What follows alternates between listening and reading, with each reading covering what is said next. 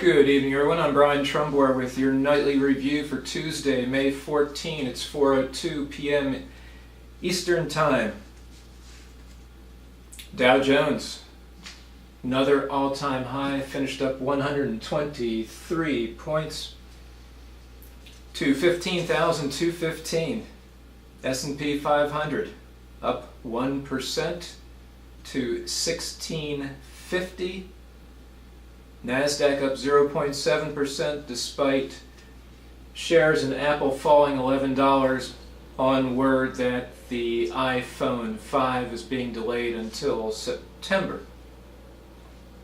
Gold closed at $14.24, oil $94.25. 10-year Treasury is up to 1.97%. For the Dow, it was the 18th straight Tuesday that it has gone up. However, CNBC refuses to mention this. The S&P has fallen 2 or 3 times on a Tuesday, just for accuracy's sake. The rally was spurred mostly by hedge fund behemoth mega billionaire David Tepper, whose office is literally 2 minutes that way. I wish it would rub off.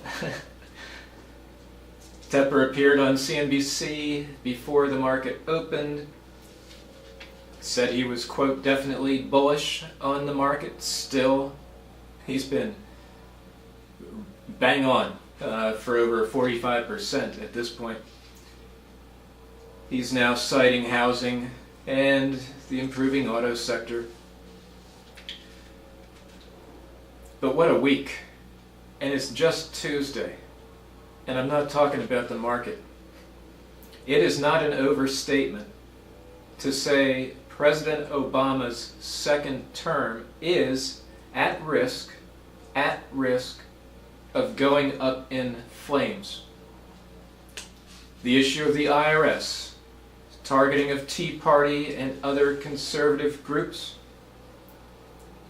to a great extent, that does in any Democratic hopes of taking back the House, and Republicans are going to be helped by this big time when it comes to attempting to take the Senate.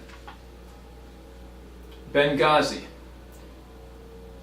White House press spokesman Jay Carney said this afternoon, he reiterated the White House line talking of the, quote, political circus that Benghazi has become. Carney also reiterated the Obama line that the real issue is 4 Americans died. Well, the real issue is at least 2 of those deaths might have been prevented if we had had fighter jets and tankers on standby at Aviano, and why they weren't on standby. That's the real story, not even is the talking points. Though the talking points are lying to the American people.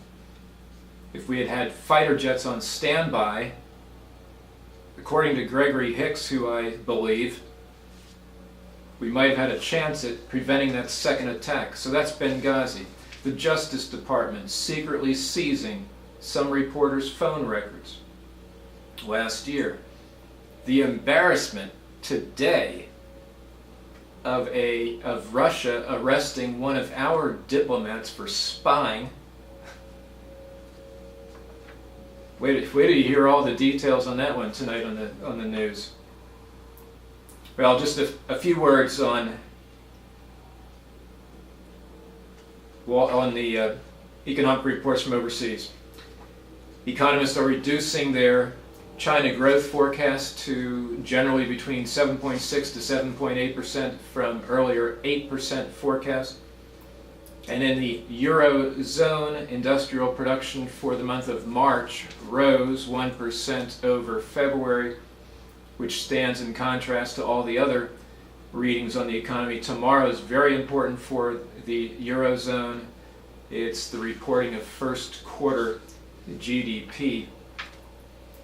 Okay, Attorney General Eric Holder said Tuesday the Justice Department has opened a criminal probe of recently disclosed actions by the Internal Revenue Service.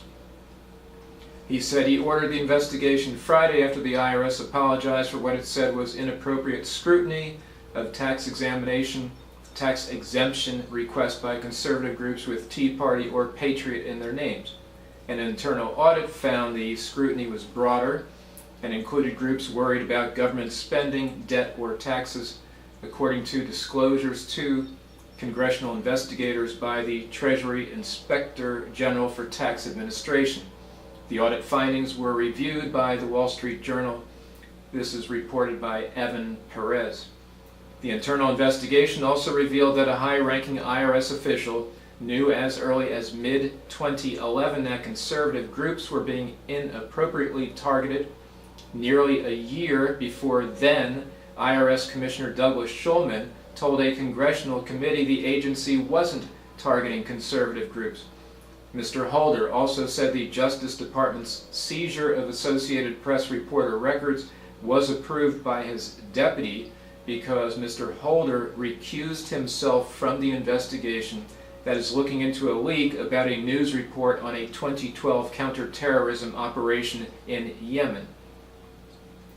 Mr. Holder defended the AP phone records actions, saying he is certain officials followed all the appropriate Justice Department regulations. All right, this is from various reports. President Barack Obama said Monday those responsible for any improper scrutiny of conservative groups' tax status would be held fully accountable. Hours before, it emerged that the current and former heads of the Internal Revenue Service were informed last May that Tea Party groups had been targeted. The IRS said in a statement that Acting Commissioner Stephen Miller was first told by the agency's staff on May 3, 2012, that some specific groups' applications for tax-exempt status were improperly selected for extra scrutiny based on their names. But two GOP lawmakers said Mr. Miller, who was named to the top IRS post in November, didn't disclose the problems in subsequent letters sent to them, even as they and other congressional Republicans had raised questions about IRS scrutiny of Tea Party groups' applications for tax-exempt status. Mr. Miller couldn't be reached for comment on Monday. Senator Orrin Hatch, Republican, Utah. I wrote to the IRS 3 times last year after hearing concerns that conservative groups were being targeted. Yet it didn't occur to anyone at the IRS to let us know that this targeting was in fact happening. Knowing what we know now, the IRS was at best being far from forthcoming, or at worst being deliberately dishonest with Congress. These are the facts and the questions we need answered. On June 29, 2011, Lois G. Lerner, who heads the IRS division that oversees tax-exempt organizations, learned at a meeting that groups were being targeted, according to a draft of the report by the Treasury Inspector General for Tax Administration. At the meeting, Lerner was told, again this is June 29, 2011, at the meeting Lerner was told that groups with Tea Party, Patriot, or 9/12 Project in their names were being flagged for additional and often burdensome scrutiny, the report says.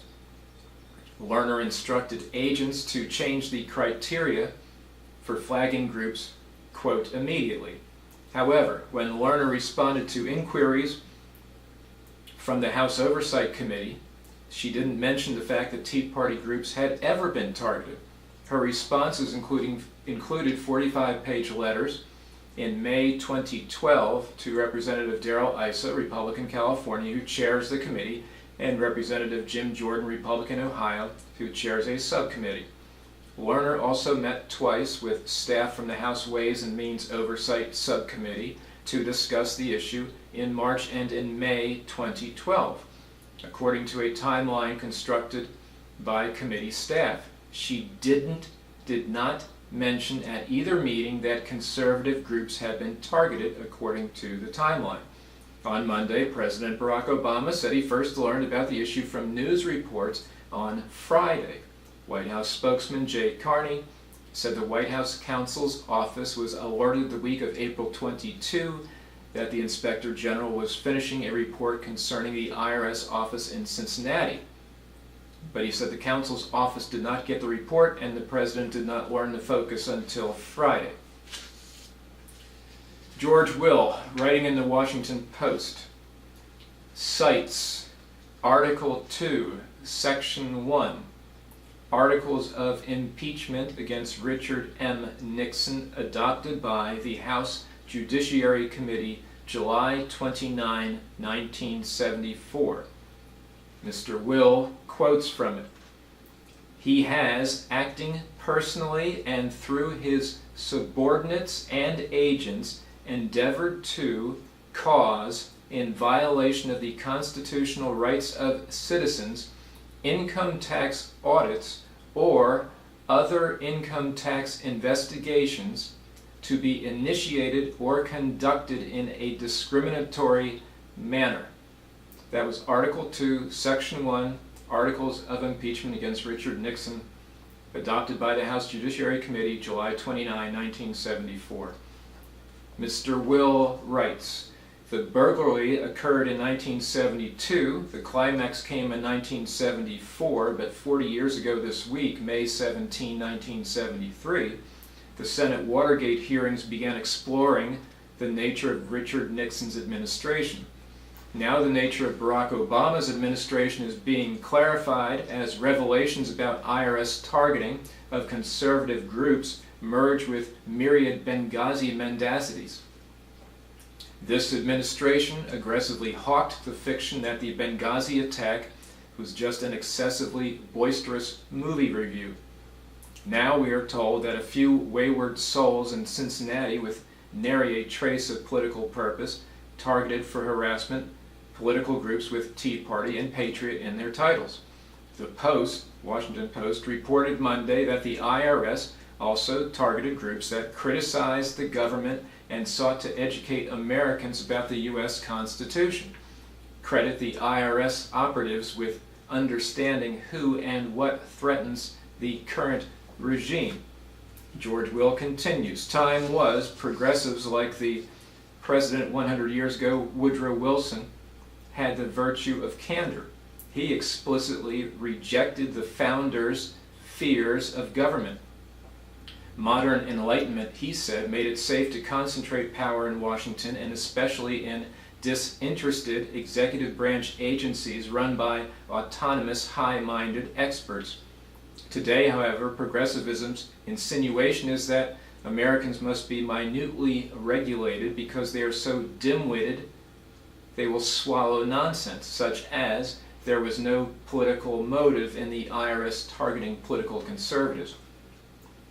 The day after the IRS story broke, the Post led the paper with it and, with an institutional memory of Watergate, published a blistering editorial demanding an Obama apology. The New York Times consigned the story to page 10. Its front page lead was the umpteenth story about the end of the world being nigh because of global warming. Through Monday, the Times had expressed no editorial thoughts about the IRS. The Times Monday headline on the matter was, IRS focus on conservatives gives GOP an issue to seize on. So that is the danger. If Republicans had controlled both houses of Congress in 1973, Nixon would have completed his term. If Democrats controlled both today, the Obama administration's lawlessness would go uninvestigated. Not even divided government is safe government, but it beats the alternative. So Mr. Will wrote that on Monday. This is the conclusion of the New York Times editorial today, Tuesday, on this matter. They finally got around to addressing it. President Obama said on Monday that he learned of the practice only when the public did late last week, and he called it outrageous. He promised to take action against those involved and needs to find out whether any political appointees ordered the practice or knew of it. Inevitably, the stumble by the IRS will now be used by the Republicans as a point of attack. They are gleefully promising months of hearings and the National Republican Congressional Committee is already trying to tarnish Democratic lawmakers with what it calls the Obama administration's use of the IRS as a political tool. This will serve as the perfect distraction from issues like the budget, gun control, or immigration reform, and it will probably prevent any real progress on campaign finance reform, which in turn will make it vastly more difficult for the IRS to prevent abuse of the tax code. Unfreaking real. That is the New York Times conclusion of their editorial today in finally addressing this scandal. Editorial from the Washington Post. Washington is now sinking its teeth into a real scandal. The Internal Revenue Service using ideological criteria to choose the targets of its attention. What we already know is bad enough, given the seriousness of the charges and the unreliability of IRS disclosures so far. Purposeful, sober investigation is exactly what is needed. Considering, going back to Lois Lerner, this is the Washington Post editorial, considering that Ms. Lerner seems to have known about the targeting by 2011, did the IRS ever plan on revealing that it had singled out conservative groups, or was it only the impending release of the Inspector General's report that compelled agency officials to fess up? The administration should provide complete answers, and soon. But I'm going to stop it there. I do want to note that we lost 4 American soldiers today in Afghanistan's Kandahar province, killed by a roadside bomb. This is a day after 3 Georgian soldiers were killed in nearby Helmand. So always keep the men and women of our armed forces in your thoughts and prayers. And I'll catch up on some foreign affairs material tomorrow, Wednesday. Take care.